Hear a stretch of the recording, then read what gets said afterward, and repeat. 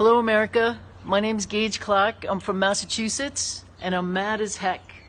My name is Catherine Lester, and I'm mad as hell. My name is Cheryl Nagel, and I'm really mad because my grandson was taken from our daughter back in 2013, which caused her to go into a downward spiral, and she ended up losing her life over the affair.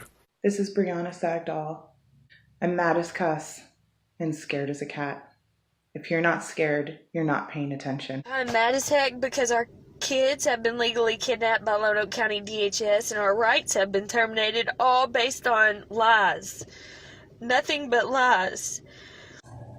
I'm mad as hell because the same system that was created in 1974 that was meant to help and protect children, all because of Title IV, is now hurting the same children that they were put in place to help. Imagine that. Warrantless seizures of children are happening all across this country. My great-nephew was born. But 5 days later, a DCF worker came into the hospital, broke federal and state laws, and kidnapped my niece's baby. All warrantless searches and seizures are unlawful, but CPS is still getting away with it, and police are still helping them every single day, and no one's doing anything about it. CPS told me they could not help me. Then my grandson's born sick. He's in the intensive care unit for a month and a half. I'm with him every day, completely bonded. Then CPS comes without a warrant and removes him from the hospital and from his loving grandmother. They placed him in a pre-adoptive foster family that wanted a white baby boy. Our boy didn't need to be in a foster home. He had a family that wanted him. He had grandparents, aunts, uncles, and cousins that could not wait to meet him. But if he came home to family, the state would not profit. I am mad as hell because I realized that I had married a monster, a violent, psychopathic pedophile. And she did nothing wrong except ask her doctor for a second opinion. And I'm mad because I'm wondering where the mainstream media coverage is from these stories like ours and thousands across the country. His entire family knew, and knew for decades, that he had harmed children and never said a word to me. Our kids have been tortured. They are still separated to this day. We have 6 kids, and they have been in and out of foster homes, and they are with family now, but DHS has even turned our family against us. They have completely destroyed everything that we have built. They destroyed my life. I could have had a mom and a dad. I could have had a family and have been loved. Instead, I had nothing. Instead, I had no one. Yes, I'm tired of a department that lies and cheats to accomplish their mission of taking these children and passing them around to other companies and agencies so that they can justify their existence. As former foster children, we hate CPS. We see a case manager and we want to tell them off and tell them how they're hurting children and what CPS did to us. And I was treated horribly in foster care. I never had parents, and I was still physically and mentally abused in the system. Witnessed drugs and anything else a child shouldn't be witnessing. I went through all the things parents get their children taken for, and I didn't even have parents. I was in group homes.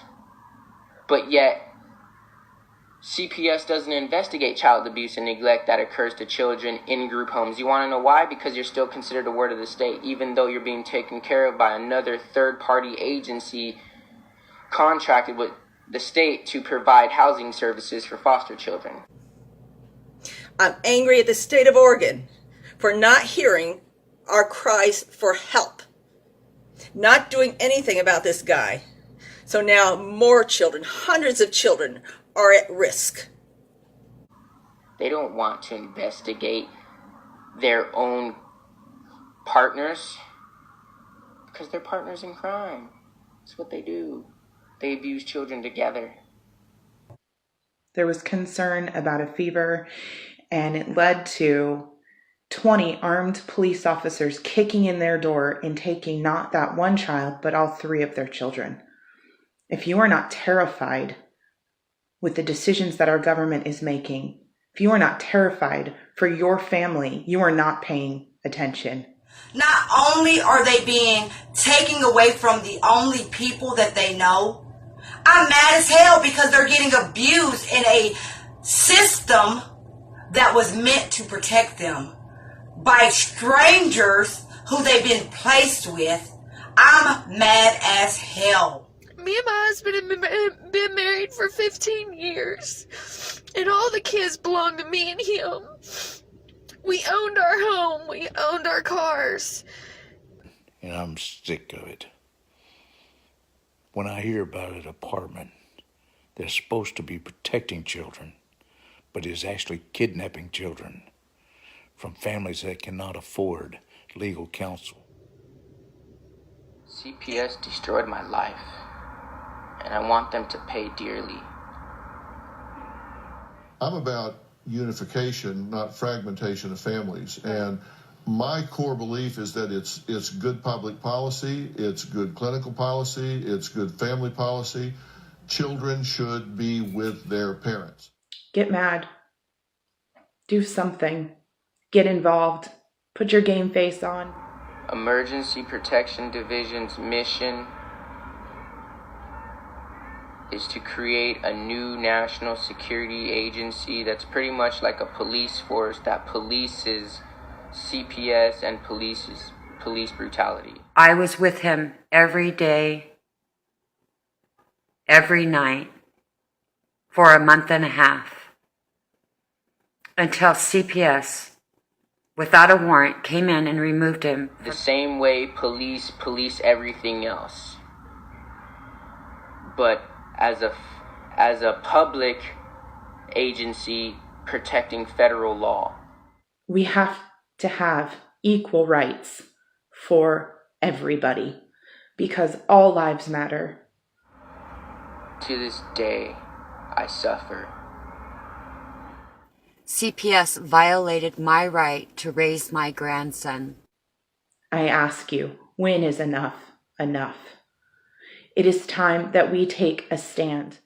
I want change. We need transparency. We need an independent agency to investigate CPS. It is my opinion they are performing RICO. Cops aren't protecting federal law even though they're taking an oath to uphold the Constitution of the United States. And when state law conflicts with federal law, they choose state law over federal law. They choose to protect the state law over the federal law, when federal law is supposed to constitute the supreme law of the land, and even state law and federal agencies and police agencies are supposed to be subordinate to federal law. I had no right to a jury trial. I had no right to stand up against hearsay allegations. I want that changed. I hate CPS, and I want to destroy them. With all my heart, I wish I could lead an army, a legal army, against child welfare, corruption, and police brutality. I would like to see all CPS workers have to wear body cams, just like the police. Please, I urge all of you who see this video, stand by Emergency Protection Division. I would like to see parents and biological family to a child given their constitutional right to a jury trial. Stand by us,